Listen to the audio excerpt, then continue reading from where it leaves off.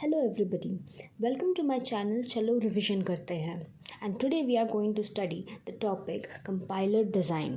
So what is compiler design? This is a subject where we are going to study how we are going to design a compiler. What is a compiler? Compiler is a program. It is a language processing program that can read a program in one language and can translate it into another language. What is this language translation needed for? See, we write a program always in some high level language. What is a high level language? Or HLL? It is a language that we humans can understand. That's why we call it high level language. Okay, and then that we translate to a machine level language or MLL, machine level language or low level language, which is basically in binary, that is a 0 to 1 format, 0 and 1 format. So computer can understand only in zeros and ones. That's why we need a medium or a tool or a program that can convert this human understandable format to a binary 0-1 format for the computer to understand our instructions, and do the program or do the functionalities in that way.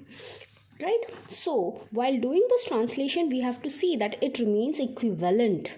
Right? The high level language which we are translating, we have to see that the machine can do that work in the same way that we have instructed in the high level language. That's why we use this kind of program which is called a compiler.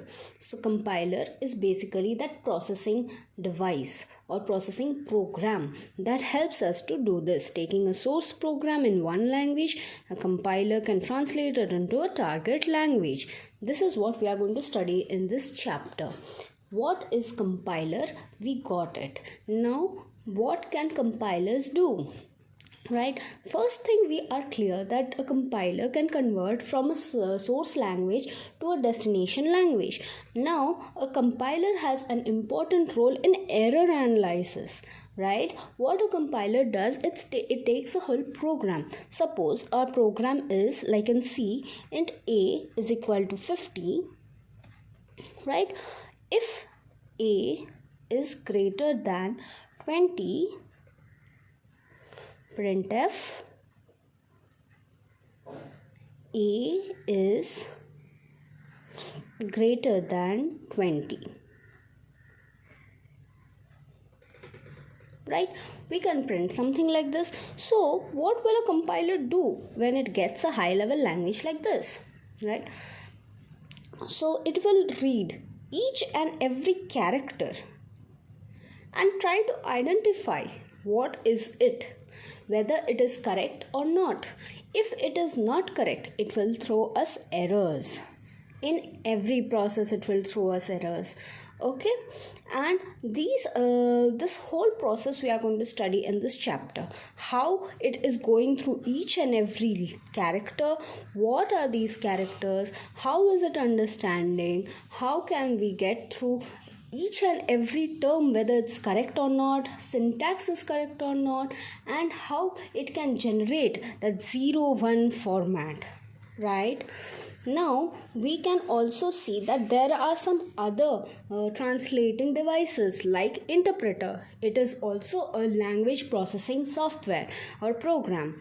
Okay, but what is the difference? It doesn't directly convert and produce the target program. Then how is it different?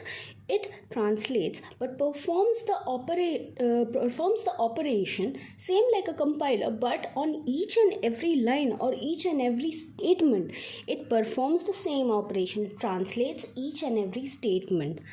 So this process, as it translates each and every statement, it becomes slower.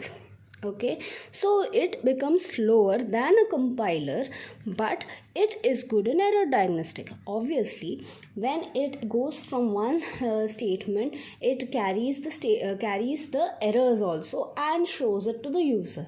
Okay, this is the advantage of an interpreter, while the disadvantage is that it is slower. So you will generally get questions on what is the difference between compiler and interpreter. So these points can help you, right? As we know that a compiler performs the operation. Now let's see how does it do this. I hope this diagram is visible to you all. So we know that we take a source program and convert it into a target machine code using a compiler, right? So what are such different things in this flowchart? Preprocessor and assembler. What are the functionalities? Let's see what is a preprocessor. Preprocessor is the task of collecting the source program and sometimes some extra things, okay, some header files, some other things which the program needs, or the separated parts of the program are all together bunched and added to it.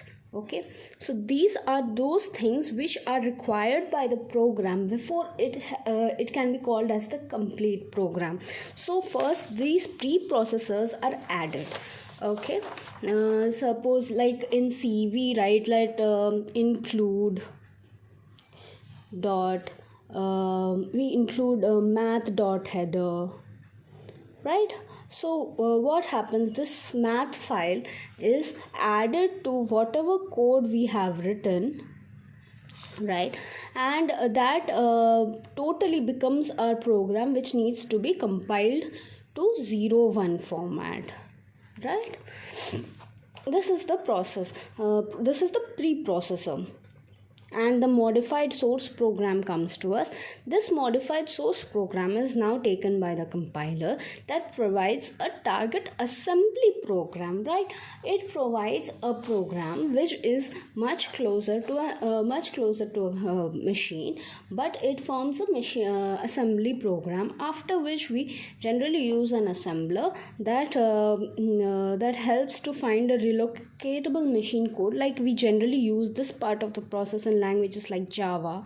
Okay, and then we use some other things called linker and loaders that takes different parts of the program, joins them and understands them, and then the target machine code can be generated, right? The whole description on this, how the whole process works, what are the different phases, and how can we see the internal programs which are being used by the compiler, I will be discussed in the next video. Please stay tuned with this video, and remember that you need to do good revision on this so that you can link each and every part, because we are going to study different phases of the compiler in the next video. So we have to link the ideas together so that we can get a good concept on the whole thing. It's just like a story, and it's a very interesting and scoring topic. So please keep revising, and this whole process on compiler design will be started from the next day. Thank you.